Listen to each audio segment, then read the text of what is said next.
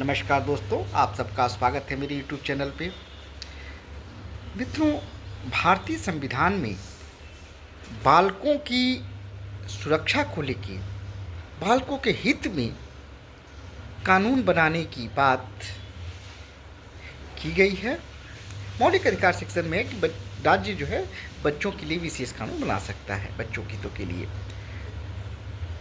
बालकों पे बढ़ते हुए लैंगिक अपराधों को ध्यान में रखते हुए सरकार ने 2012 में पॉक्सो अर्थात protection of children from sexual offences act 2012 पास किया, 13 से लागू हुआ। और इस अधिनियम में जेंडर न्यूट्रल होके बालकों के संरक्षण की बात की गई और बालकों को लैंगिक शोषण से बचाने की बात की गई। आज मैं पॉक्सो के संबंध में माननीय उच्चतम न्यायालय का, देश के सर्वोच्च न्यायालय का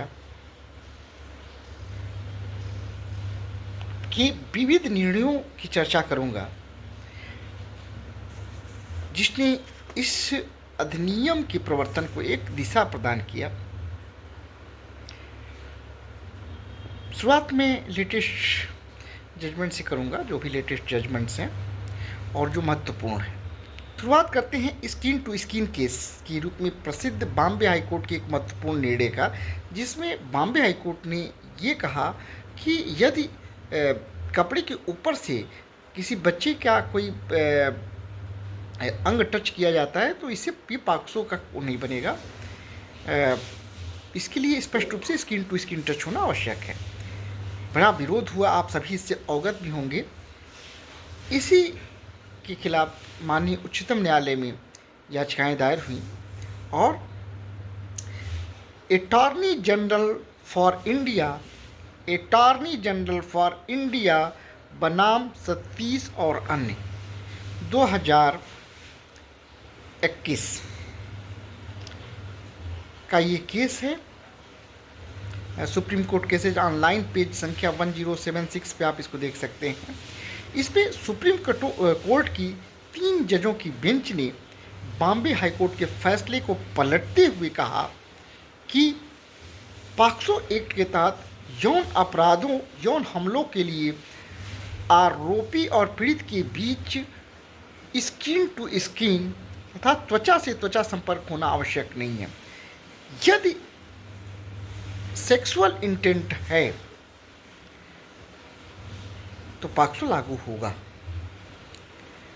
पॉक्सो के अपराधों के लिए सुप्रीम कोर्ट ने इसमें सिद्धांत प्रतिपादित किया कि पॉक्सो एक्ट में यौन मंशा सेक्सुअल इंटेंट महत्वपूर्ण है, सीधे संपर्क नहीं।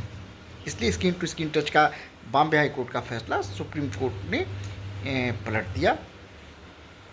दूसरा महत्वपूर्ण निर्णय आया 2025 का। ये निर्णय है, बहुत ही महत्वपूर्ण निर्णय है। एक प्रश्न बार बार उठता था, 17 वर्ष 17.5 वर्ष के बच्चे अगर हैं और ये कहा जाता था कि अगर उनके बीच लव अफेयर्स हुआ, अभी हाल ही में सुप्रीम कोर्ट ने इसको दुरुपयोग बनाते हुए रोमियो जूलियट लाज वगैरह की बात भी की गई, तो मैं इस पे नहीं जाऊंगा। लेकिन फ़िलहाल इस पे सुप्रीम कोर्ट के व्यू के बारे में जानेंगे कि जो अगर पॉक्सो एक्ट के अंतर्गत जो बालक है, 18 वर्ष से कम आयु के जो बच्चे हैं, उनकी सहमति का क्या प्रभाव होगा।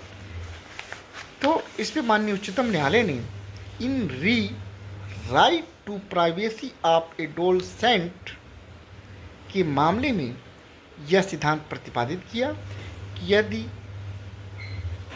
18 वर्ष से कम आयु है तो बच्चे की सहमति के, बालक की सहमति का कोई मतलब नहीं है। यदि उसके साथ कोई सेक्सुअल एक्टिविटी की गई है तो पॉक्सो के दायरे में आएगी। 18 वर्ष से कम आयु के बीच कोई भी यौन अपराध वो पॉक्सो के अंतर्गत अपराध माना जाएगा। 18 वर्ष के बच्चे के साथ कोई भी यौन कृत्य किया जाएगा, कोई भी सेक्सुअल एक्टिविटीज़ की जाएगी, कोई भी किया जाएगा तो वो आ जाएगा, पॉक्सो एक्ट के अंतर्गत कवर होगा। तीसरा एक बहुत ही महत्वपूर्ण निर्णय है, अलग से इसको मैं बहुत डिस्कस भी करूँगा, थोड़ा सा इसमें विस्तृत डिस्कशन की आवश्यकता है। यदि कोई व्यक्ति पत्नी के साथ सेक्स करता है, सेक्सुअल रिलेशंस बनाता है, तो वो अपराध नहीं माना जाता है। सुप्रीम कोर्ट ने एक महत्वपूर्ण सिद्धांत प्रतिपादित किया इंडिपेंडेंट थॉट्स बनाम यूनियन ऑफ इंडिया में। 2017 का केस है, इंडिपेंडेंट थॉट्स बनाम यूनियन ऑफ इंडिया। इस केस में सुप्रीम कोर्ट ने कहा कि किसी पति द्वारा अपनी 18 वर्ष से कम आयु की पत्नी के साथ संबंध बनाना अपराध है।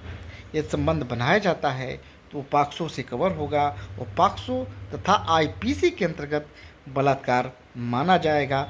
इस निर्णय में सुप्रीम कोर्ट ने जो आईपीसी की धारा 375 का जो अपवाद था उस पर पॉक्सो को वरीयता दी और उस अपवाद को कमज़ोर कर दिया। बाद में अमेंडमेंट करके खैर उस अपवाद में भी 18 वर्ष जोड़ दिया गया।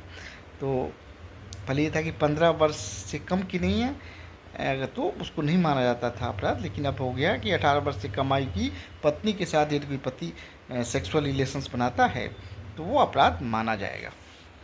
एक और महत्वपूर्ण निर्णय मुझे लग रहा है कि जितने भी लॉ के लोग जानते हैं, लॉ नोइंग पर्सनालिटी, वो तो सब जानते ही हैं, आम व्यक्ति को भी जानना चाहिए, सबको जानना चाहिए।